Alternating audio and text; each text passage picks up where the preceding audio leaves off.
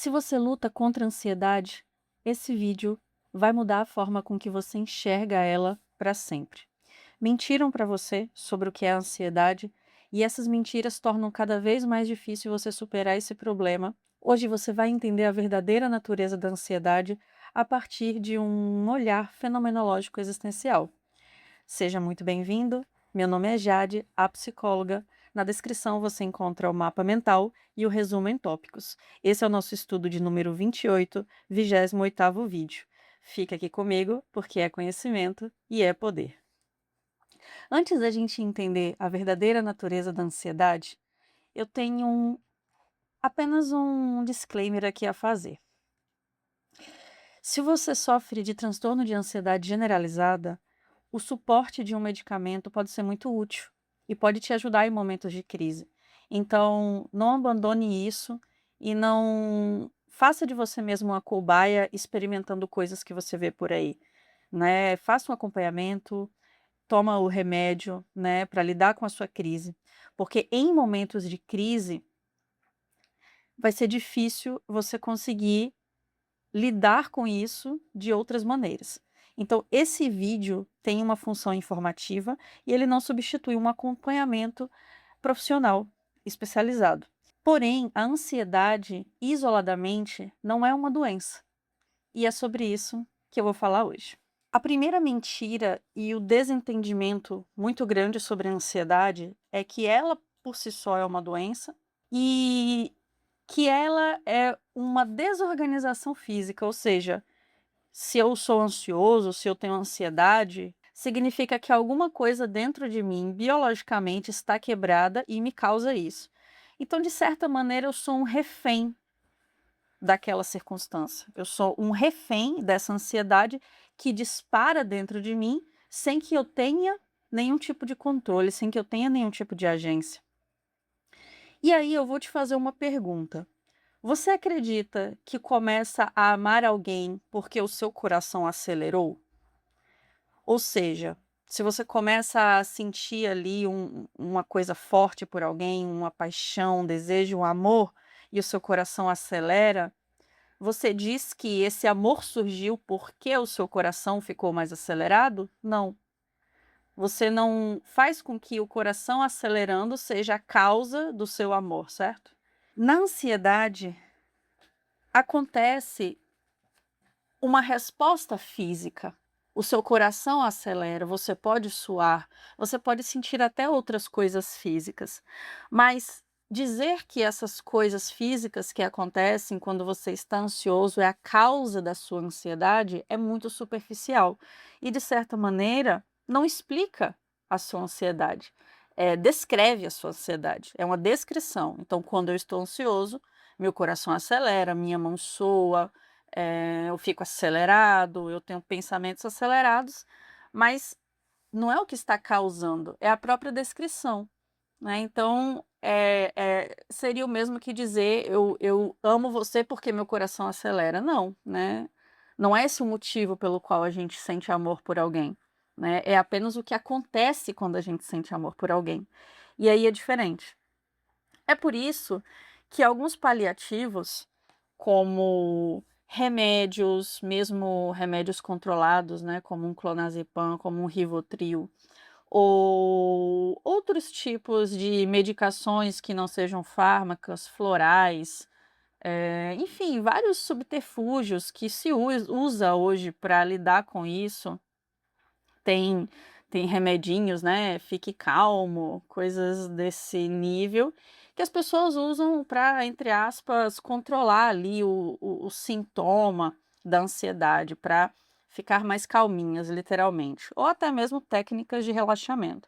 E esses paliativos, eles podem até maquiar ali o sintoma, podem amenizar esse o quê, né, ou seja, pode fazer é como você está amando, você não quer amar e você toma um antídoto para o seu coração ficar mais calmo e não bater tão forte. Então, o seu coração vai desacelerar, você vai ficar mais num ritmo mais calmo, mas o que causou aquilo ainda existe, não está sendo olhado. Você trabalhou na causa, você trabalhou na consequência, no sintoma. Você usou algo externo para abrandar o seu sintoma físico, o que está na superfície. E aí tudo bem, você pode passar uma vida toda fazendo isso. Ninguém te impede. Se você sente que está bem assim, tudo bem. Mas invariavelmente você estará refém daquele agente externo, você estará refém da medicação, você estará refém daquele, talvez algo que você use para se acalmar. E você não vai ter você mesmo um, um- uma posição autorreguladora. Você não vai conseguir se regular sozinho, você vai precisar, né, de um agente externo que faça isso. Então, a maior mentira e a mais básica de todas sobre a ansiedade é que você vai resolver isso com remédio, mas você não resolveu sua ansiedade, você maquiou o sintoma. É como você está com uma febre porque você está com infecção e você tomou um antitérmico. A febre some, mas o antitérmico não cura a infecção. Então, a causa raiz da sua ansiedade ainda existe. Ela não foi eliminada, né? E então você estará refém e vai ter essa sensação mesmo de estar lutando contra você, porque ela sempre vai voltar, ela sempre vai estar lá e você vai estar sempre buscando algo para regular isso. E veja, eu estou aqui indo para o exemplo de que você está buscando um remédio, que é dos males o menor, porque o remédio realmente é feito para isso, mas existe também a possibilidade de você estar buscando aplacar a sua ansiedade em coisas um tanto quanto mais autodestrutivas, como vícios, como jogos ou mesmo relações, né, sexuais ou enfim, bebidas alcoólicas, cigarro, né? É possível, as pessoas usam esses subterfúgios para mascarar ali a ansiedade, né? Quem é fumante sabe o sentimento de, né, quando você vai ficando ansioso, dá vontade de fumar, né? É justamente o agente externo que vai regular o seu estado interior. Mas por que que isso acontece, né? O que que está por trás, então? Se um remédio ele vai só trabalhar ali na superfície, o que realmente é ansiedade? É isso que a gente quer saber. Então, a verdadeira natureza da ansiedade é que ela é uma sensação física e uma resposta natural e não patológica. Mas como assim? Acho que a segunda grande mentira que a gente acredita sobre a ansiedade é que é uma doença, é um desequilíbrio. É algo que não está normal no ser humano e que tem que ser normalizado de alguma maneira. Mas a ansiedade é uma resposta natural. Ela não é uma doença e ela não é patológica. Inclusive, existe ansiedade que é percebida como boa e ansiedade que é percebida como ruim. E eu vou dar um exemplo aqui que vai tornar mais fácil a gente perceber muito claramente como a ansiedade não é uma doença, e sim uma resposta natural, né? Quando eu digo natural, é da natureza do nosso organismo, né? Do ser humano. Então, por exemplo, quando você vai viajar, uma grande viagem que você sonhou muito tempo, né? E antes de embarcar nessa viagem, você sente aquele sentimento de expectativa, né? De você fica, sabe, você quer logo que aconteça, pode até dar um friozinho na barriga, uma certa emoção, e você sente uma ansiedade, é uma ansiedade boa, é uma ansiedade de antecipação que algo muito bom vai acontecer. E aí essa ansiedade, ela é percebida como positiva. Já quando você está um dia antes de fazer aquela prova para concurso, aquele concurso da sua vida que você estudou muito, que você sempre sonhou, você pode ter uma ansiedade, uma resposta de ansiedade e interpretar ela como negativa, porque você vai ter uma apreensão daquilo não dar certo, né? Porque você tem uma expectativa negativa.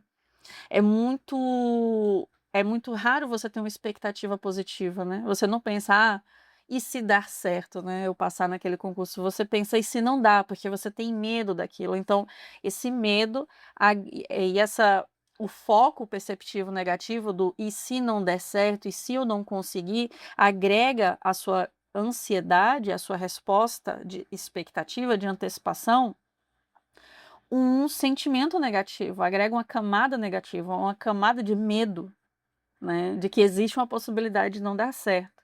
E aí você vive aquela ansiedade de uma forma mais dolorosa, você pode ter uma dor de barriga, você pode ficar nervoso pela antecipação negativa. Então aqui a gente tem 2 ansiedades, mas uma que está sendo percebida positivamente por uma antecipação positiva e uma que está sendo percebida negativamente por uma antecipação negativa. E aí, tudo bem, se a ansiedade é uma resposta natural, uma resposta física natural e não é uma patologia, não é um problema, por que algumas pessoas não têm problemas com ansiedade e outras pessoas têm problemas com ansiedade? Nos próximos tópicos, a gente vai entender o que faz com que realmente uma pessoa tenha uma ansiedade que se torna negativa. E o que ela precisa fazer para poder lidar com essa resposta natural do corpo dela de outra maneira. Então, o que a gente vai fazer aqui? A gente não consegue anular uma resposta de ansiedade. Por quê? Porque isso é a prova de que estamos vivos, porque é uma resposta natural. Então, não se anula, não se elimina, a não ser que você se entupa de remédio controlado para que você vire, né, uma esponja e não sinta nada. Eu quis dizer, né, um vegetal e não sinta nada. Aí você não vai sentir nada, né, porque você está controlado, literalmente. Mas se você está vivo e não está sob efeito de medicamentos, de fármacos, você vai sentir tudo, não só ansiedade, você vai sentir medo, você vai sentir amor, você vai sentir raiva, você vai sentir ódio, porque são emoções naturais dos seres humanos. Então, quando é que isso se torna um problema? É isso que a gente vai entender.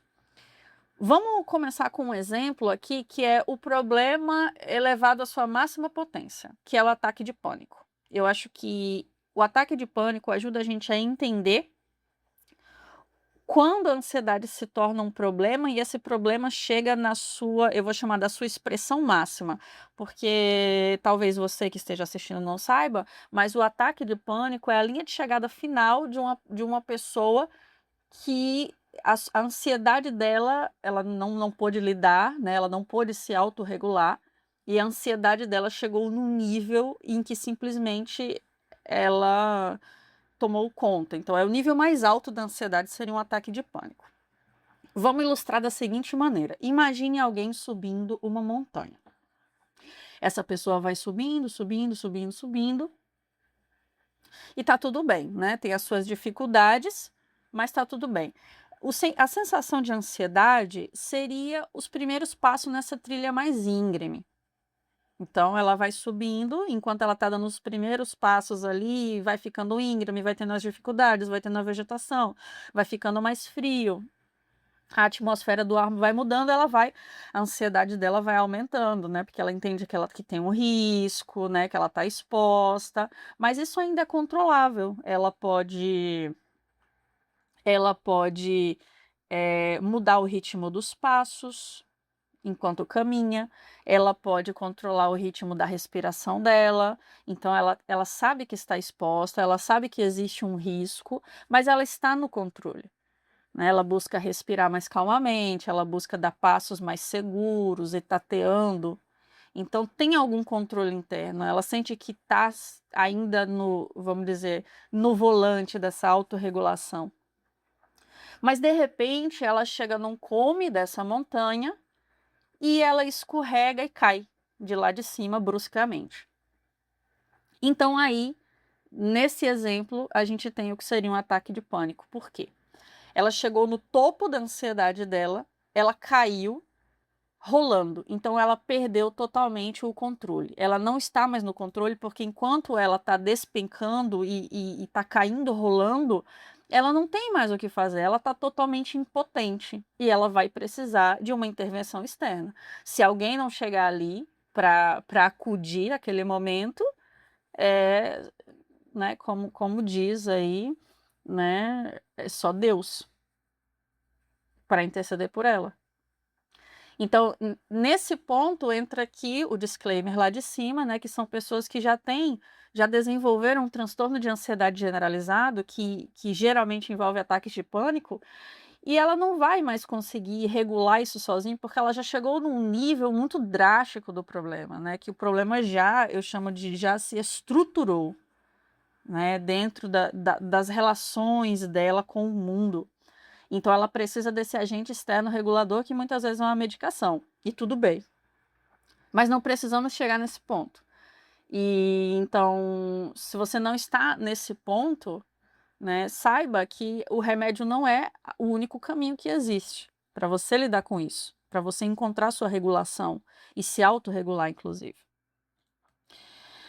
Então, só aqui é uma informação extra, mas o ataque de pânico, ele é basicamente o medo do medo, né. O ataque de pânico, ele surge porque geralmente um ataque de pânico não acontece quando uma pessoa está caindo em uma montanha, isso foi uma ilustração que eu fiz para a gente imaginar qual é a sensação de um ataque de pânico, né. É essa sensação de impotência, descontrole e de estar em risco. Mas isso pode acontecer, por exemplo, a pessoa no quarto dela, segura, né, não tem nenhum risco iminente, mas ela sente que está. Então, ela começa a sentir medo e, de repente, ela começa a sentir medo do medo que ela está sentindo e o medo do medo leva ela para um pico de ansiedade incontrolável, né, e é uma experiência que a gente chama de metamedo, né, o medo do medo. E tudo bem, aí seria o ponto mais alto ali, onde realmente vai existir a necessidade de uma intervenção, até que essa pessoa possa fazer uma psicoterapia, tenha uma intervenção medicamentosa e consiga lidar com isso. Mas, quando não estamos falando disso, quando não estamos falando de um aquela ansiedade já do nível master, blaster, né, que a pessoa precisa realmente desse apoio externo, a gente vai estar falando de uma ansiedade presente praticamente em todas as pessoas, principalmente as pessoas mais jovens, né, geração Z, millennials. É como se não é que algumas pessoas tenham isso, eu acho que está muito claro que é um fenômeno dessa geração, né. Eu acho que qualquer pessoa hoje que tenha aí entre, né, os seus 18 e os seus 40 anos vive algum tipo de ansiedade, né, num nível mais brando ou médio e tem alguma questão com isso ou lida com isso, né, tem dificuldades com a ansiedade. Quais seriam então 3 mudanças importantes, né, na nossa forma de lidar com a ansiedade, de enxergar a ansiedade para realmente superar ela, né? E quando eu digo superar, eu vou até explicar aqui o significado dessa superação, porque é muito, muito importante que você entenda que superar não é eliminar. Nunca você vai eliminar a ansiedade.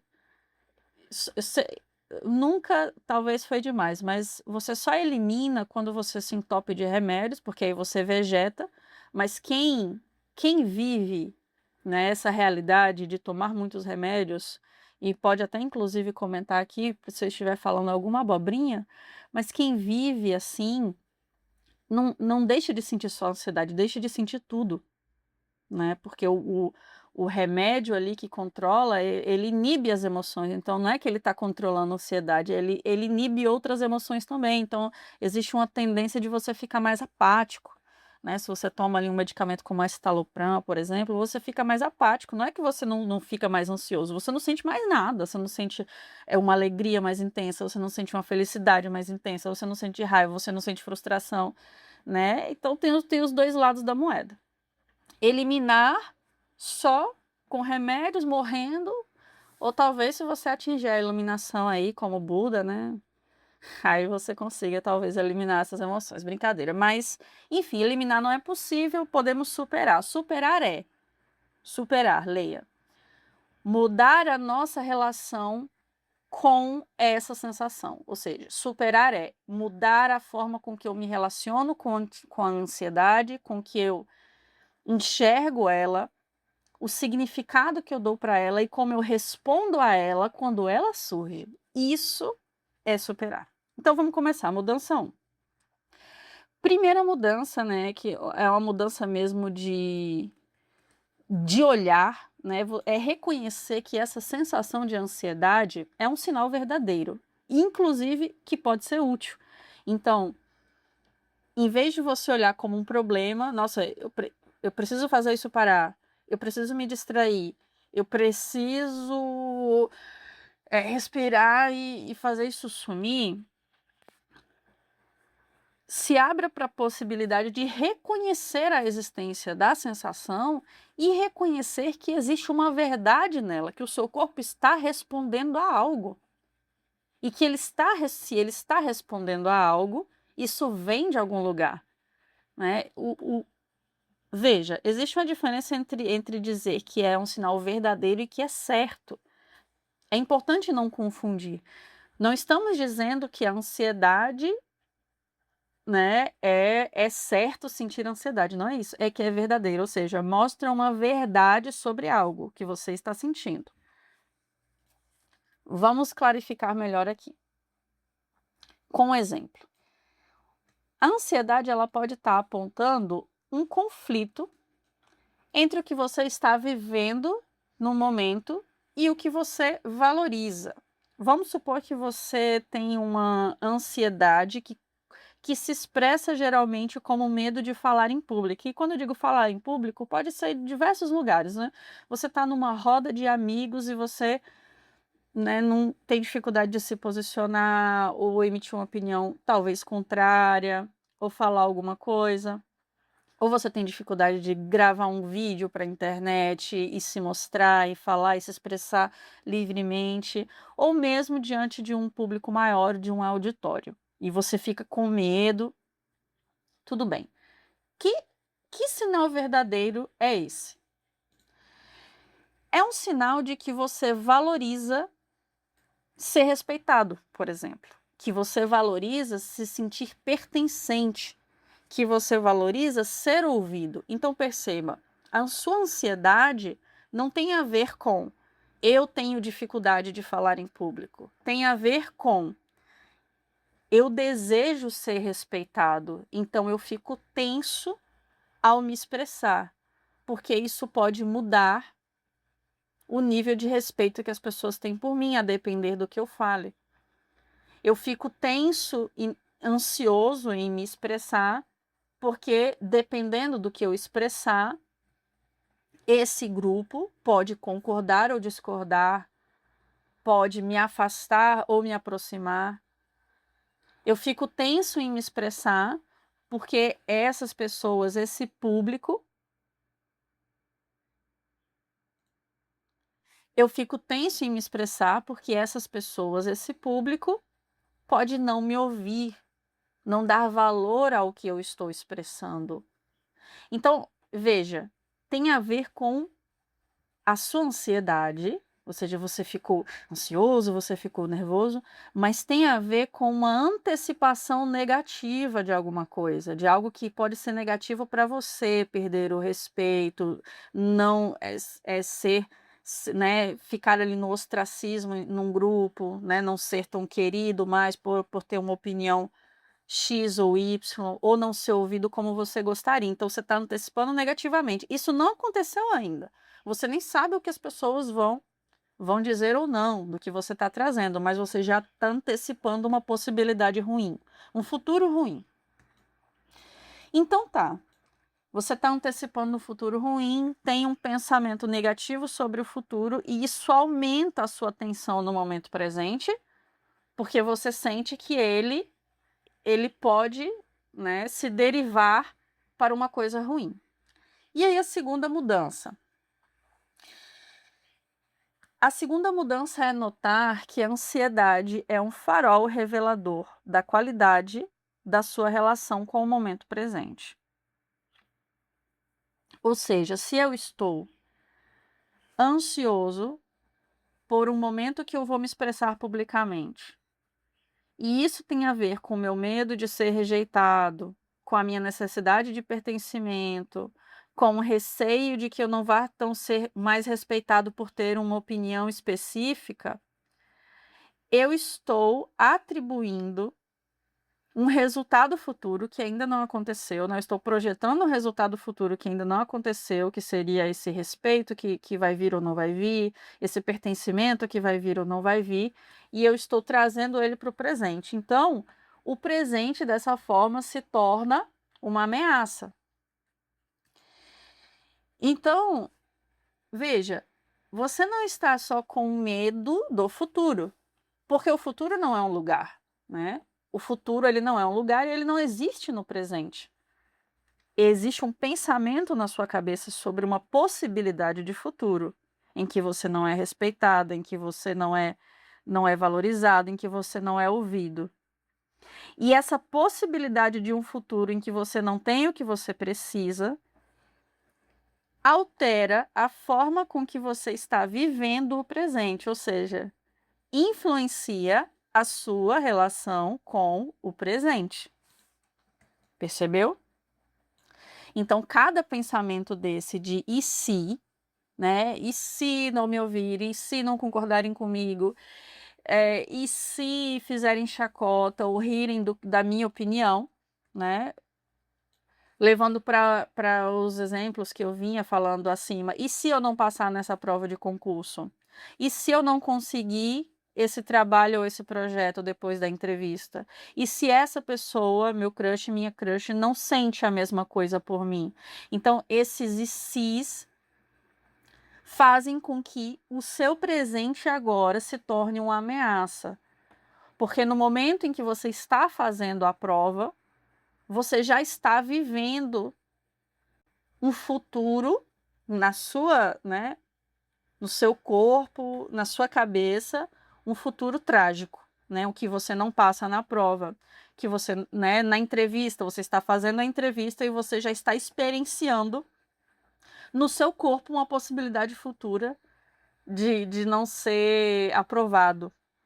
Você está conversando com a pessoa que você gosta ali no WhatsApp e você está tenso com a possibilidade de ela não gostar o suficiente de você, né? Então você pisa em ovos, você não se expressa com autenticidade, você não traz leveza porque você está tenso.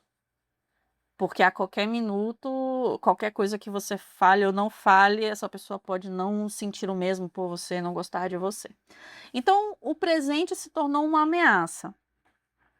E aí, essa ansiedade, ou seja, a ansiedade que você estava sentindo, por quê? Por que você estava sentindo ansiedade? Porque todas essas coisas são importantes para você. Você quer passar nessa prova de concurso, porque isso é muito importante para você. Você sonhou com isso, é o seu projeto de vida. Você quer conseguir esse trabalho, porque isso vai mudar a sua vida, isso vai te dar mais acesso, isso vai te dar mais recurso financeiro, isso vai te levar a trabalhar numa coisa que você sempre quis. Essa pessoa é importante para você porque você gosta dela, porque ela é diferente, porque ela te faz sentir diferente. Então, a ansiedade vem, né? O que é a verdadeira? Olhar a ansiedade como sinal verdadeiro. Ela é a verdade de que aquilo é importante para você. Então, você fica ansioso porque aquilo é importante. Se não fosse importante, você ficaria, você não sentiria nada. Mas aquilo é importante, então você fica ansioso.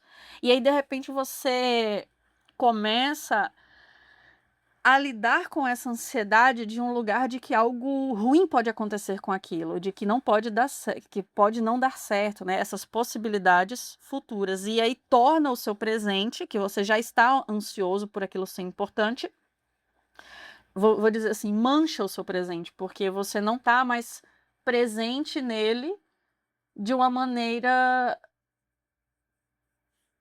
aterrada, vamos dizer, né? Você não está vivendo o presente tal qual ele é. Você está vivendo o presente como uma ameaça.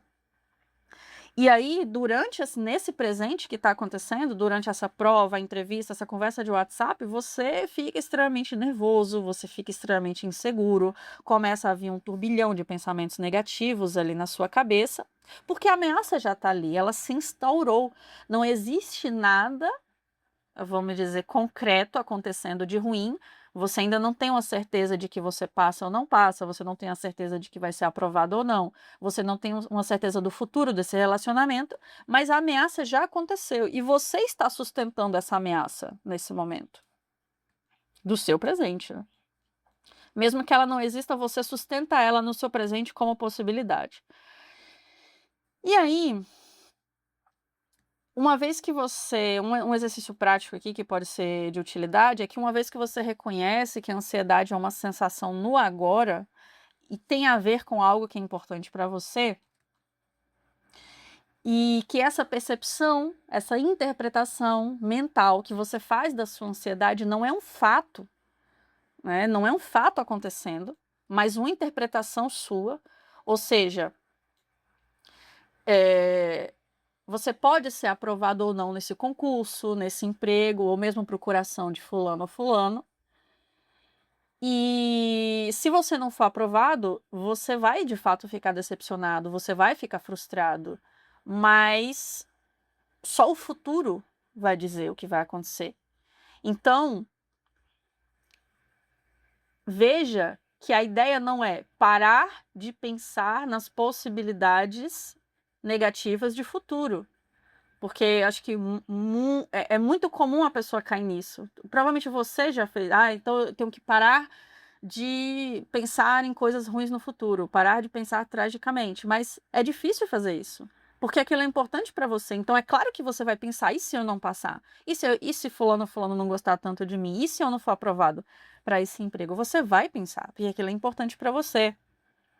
Mas é diferente quando você aceita as possibilidades. O que que é isso? É você aceitar a incerteza. É sustentar que existe a possibilidade de fulano não gostar de você. E existe a possibilidade de você não passar no concurso. Existe a possibilidade de você não ser aprovado. E que de fato você vai ficar decepcionado e frustrado se isso acontecer. Então, mas você não tem certeza disso agora. E isso é algo que você só vai saber no futuro. Então, aceitar essa incerteza que você ainda não sabe e que você também não controla esse futuro, te ajuda a se desvincular um pouco desse catastrofismo, porque o catastrofismo ele vem de um medo daquela coisa ruim acontecer. Eu tenho medo, mas no momento que você aceita que é uma possibilidade, é uma possibilidade. Aquela pessoa pode não gostar de você como você gosta dela.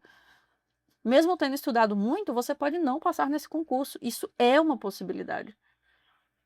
Você ter muito, muito, muito medo disso não vai fazer com que não seja mais uma possibilidade.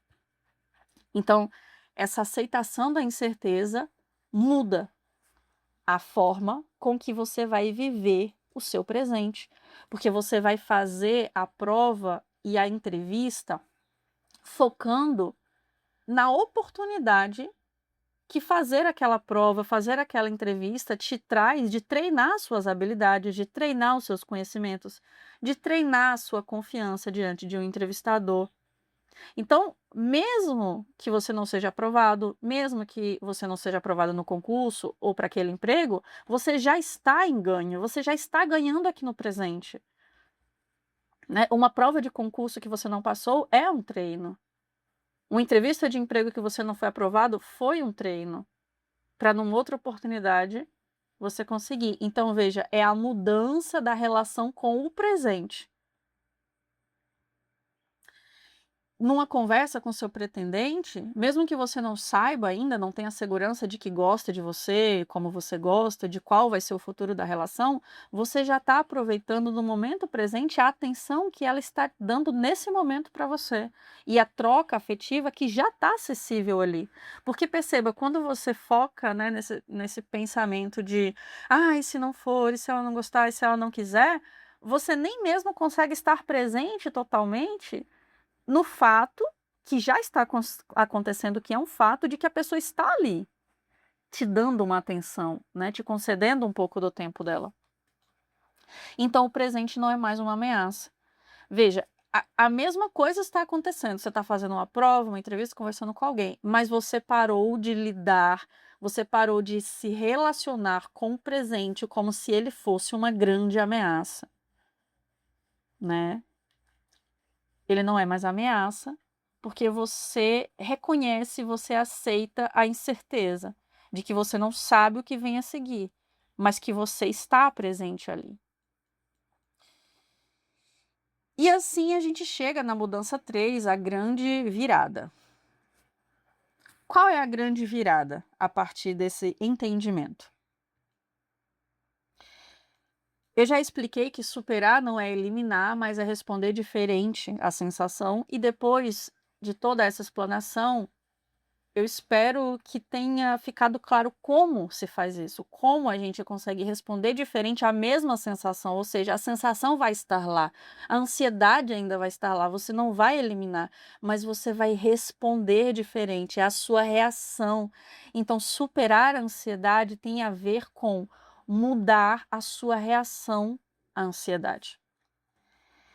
Então você para de fugir dela, você começa a usar ela como um sinal, como um farol de que algo importante está acontecendo ali. E mudando essa sua relação com a ansiedade, naturalmente, você muda a forma com que a ansiedade influencia a sua relação com o aqui e agora, com o momento presente, né? Essa é a grande virada, essa é a grande mudança. E é claro, isso exige uma prática, exige um treino constante.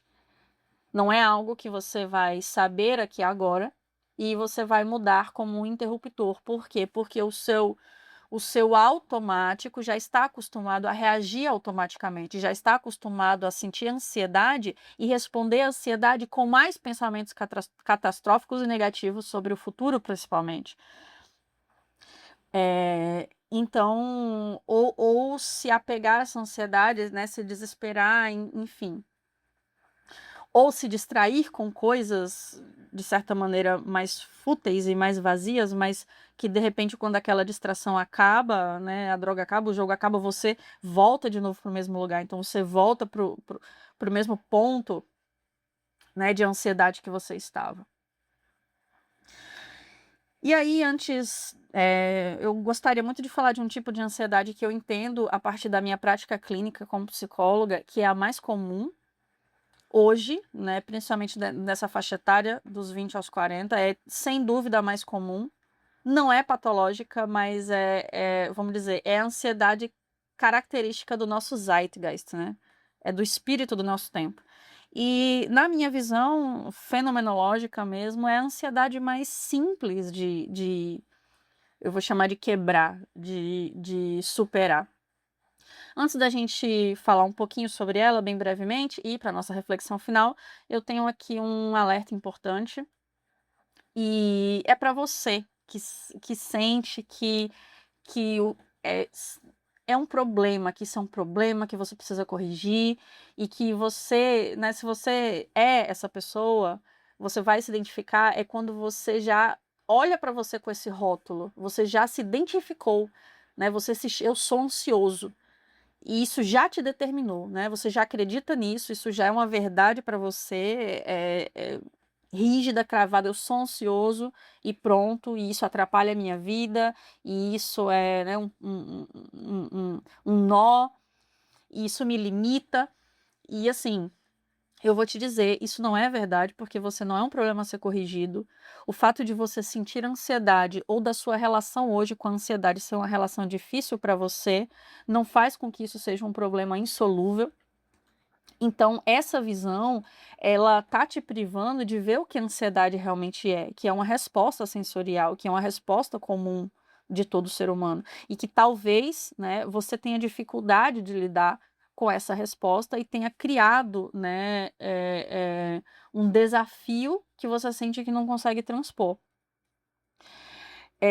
Mas quando você acredita que isso é um defeito, né, seu, que você está quebrado, que isso é uma condenação, essa crença já te impede de desenvolver uma outra relação com a ansiedade, né?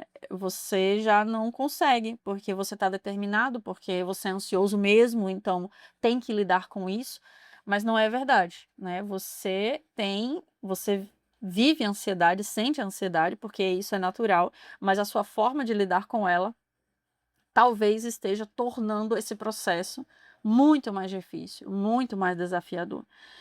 E se você acredita que você tem a possibilidade de mudar a sua relação com a ansiedade, de mudar a sua reação e de criar uma relação mais sustentável com ela, e você quer transformar isso num caminho real, num caminho de possibilidade para você, eu te convido para a psicoterapia existencial, né, um processo onde vai ser possível você ressignificar essa relação com a ansiedade. Então, se você quiser experimentar, é só agendar aqui uma sessão exploratória no link na descrição ou no comentário fixado. Se você não é inscrito ou inscrita, inscreva-se, né? Se você está gostando desse tema, colabore, curta, né? Se tiver a opção de ir para esse vídeo, é uma forma de você colaborar diretamente com o canal, com esse trabalho. Então, comente também para me ajudar a construir esse canal. Se você tem dúvidas, se você tem sugestões de outros vídeos, comenta, traz, para que a gente possa interagir e criar aqui um lugar, um espaço cada vez mais legal de troca. Dito isso, vamos para o tipo de ansiedade mais comum e mais contornável de todos, antes da nossa reflexão final. A ansiedade de performance. Caso você não tenha ouvido falar sobre ansiedade de performance, a ansiedade de performance é quando você sente ansioso com o fato de você ter que fazer alguma coisa, né? Principalmente, isso tem a ver muito com o trabalho, mas não está só na instância do trabalho. Isso pode ser uma performance nos relacionamentos, pode ser uma performance na família. É quando você sente que você precisa performar um lugar, uma função. Ou seja, você precisa ser produtivo, você precisa ser saudável, você precisa ser comprometido. Então, você precisa ser algo, né? Que geralmente é algo muito bom, que é algo muito louvável e tudo mais. Porém, aquilo se torna um tipo de prisão, porque tudo que você faz, você tem que agir em função de manter essa performática, de manter esse local. E isso começa a te sufocar, porque você começa a se cobrar demasiadamente em momentos em que você não consegue sustentar essa performance o tempo todo, né? Em momentos em que sua energia está mais baixa, ou em momentos em que de repente você é acometido por uma tristeza, por causa de algo que aconteceu. Em momentos em que você não consegue sustentar essa performance, você se sente sufocado porque existe em você uma exigência interna de que você precisa fazer, mesmo que você não esteja afim, mesmo que você não esteja com disposição, mesmo que você não esteja com energia, mesmo que você não tenha nem as possibilidades. Né? Por exemplo, ó, você é a pessoa que sempre ajuda a sua família e de repente você não tem nada, você está sem um tostão, alguém está precisando e você fica se sentindo culpado, você se sente péssimo porque você não está conseguindo performar esse local, né, de o ajudador, o apoiador, o que apoia todo mundo. Então, como é que se contorna isso, né? Aqui é basicamente uma nota de rodapé. Eu quis falar de ansiedade de performance porque é impressionante como isso está presente hoje, né? Na clínica, acho que é muito comum. Praticamente, eu poderia contar nos dedos os pacientes que não vivem isso em alguma instância. E eu sinto que, claro, as mídias sociais têm um papel muito importante nisso, porque as pessoas estão performando ali o tempo inteiro e as pessoas estão consumindo essa performance. Então, é quase que natural que você entre nesse modo, né? Eu chamo de modo performance, ou modo performático. Então, a via de superação da ansiedade de performance é renunciar a esse impulso de buscar aceitação e validação externa por via do que você faz ou do que você conquista. Então, basicamente, é renunciar, né, sacrificar esse controle da imagem que os outros têm de você, porque a performance, ela é basicamente isso, sou eu tentando controlar a imagem que os outros têm de mim. Então, se os outros têm de mim uma imagem de alguém que sempre ajuda, que sempre está lá, que sempre apoia, e de repente acontece algo comigo que eu fico sem um tostão no bolso, minha conta tá vazia, minha conta tá zerada, eu não... ou então, sei lá, eu até tenho dinheiro, mas eu tô cheio de boleto, eu preciso pagar minhas coisas e eu não posso tirar dali das minhas necessidades para dar, mas eu sinto meio que um ímpeto de deixar as minhas necessidades de lado para atender as dos outros, para manter essa imagem, para sustentar essa imagem que os outros têm de mim, de que eu vou sempre ajudar, não importa como, né? Eu sou essa boa pessoa que vai sempre ajudar. Então, a performance, ela tem essa lógica, sou eu tentando controlar a imagem que os outros têm de mim por via do que eu faço ou do que eu não faço. E aí você vai me perguntar, mas isso é parar de buscar melhorar? Se eu renunciar, eu não vou ter mais, não vou querer melhorar, não vou querer ser uma boa pessoa, não vou querer produzir mais no meu trabalho, por exemplo? E não. Por quê? Porque a lógica aqui é você revisar o motivo pelo qual você está fazendo alguma coisa. Então, eu vou dar um exemplo. Vamos supor que a gente está falando de uma pessoa que quer cursar medicina. E aí, a gente vai dividir essa pessoa em duas pessoas diferentes que querem cursar medicina. Só que uma quer cursar medicina porque a família valoriza, a família quer, a família sempre falou isso e a família diz que é o que vai trazer dinheiro e segurança para ela. E aí essa pessoa vai estudar 10 anos, vai viver uma vida angustiante, porque ela vai habitar uma profissão que está desconectada da verdadeira vontade dela, porque na verdade é uma pessoa que adora motos. É uma pessoa que gosta de moto, que sempre gostou de moto, que quer, sei lá, ter uma oficina de moto, e essa é a paixão dela. Ela não quer ser médica, não é o talento, não é a vontade, não é o desejo dela. Mas existe uma pressão social, não só da família, mas social também no geral, porque tem o glamour, né, da profissão.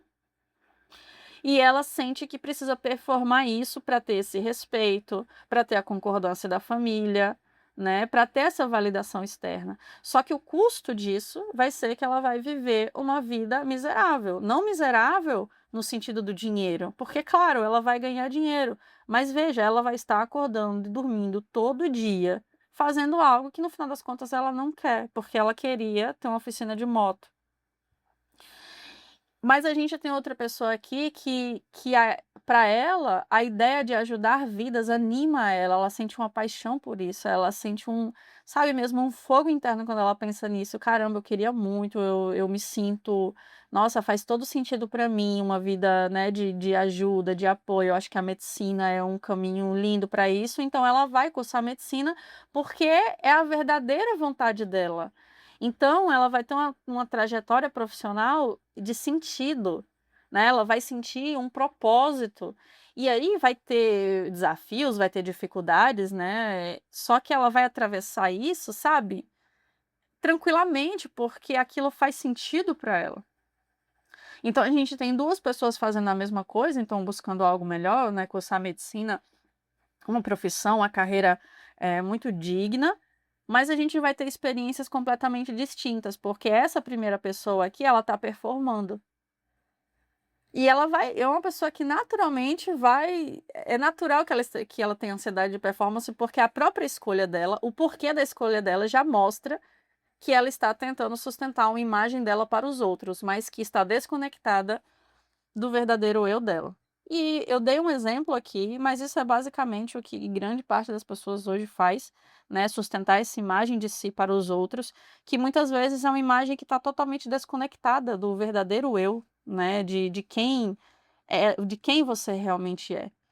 E isso vai te fazer lidar com ansiedade de performance o tempo todo, porque você vai querer ficar sustentando uma coisa que você não é, e isso é extremamente desgastante. Se você gosta desse tema da ansiedade de performance, eu fiz uma pincelada aqui, foi realmente bem superficial, mas eu posso dedicar um vídeo para isso. Se você quiser, comenta aqui se tem interesse nesse tema. E por último, a nossa reflexão final. E hoje eu gosto de trazer, né, convidados. O nosso convidado especial de hoje é o filósofo existencialista Paul Tillich. Ele escreveu um livro chamado A Coragem de Ser, e o que ele nos diz hoje é que o que se opõe à ansiedade não é a calma, mas sim a coragem de ser. Então, essa reflexão, ela deixa muito claro, é uma síntese muito bonita e muito poética de tudo que a gente falou hoje nesse vídeo, de que a ansiedade não se resolve apenas com remédio, com técnica de respiração, né, tentando eliminar esses efeitos físicos, mas ela se supera mudando a nossa relação com ela, né, entendendo e reconhecendo a incerteza sobre as coisas, a incerteza sobre o futuro e vivendo o presente de uma maneira mais aterrada, né, sem que essas incertezas abalem a nossa relação com o presente. É isso, espero que tenha iluminado até aqui. Muito obrigada por assistir e até o próximo vídeo.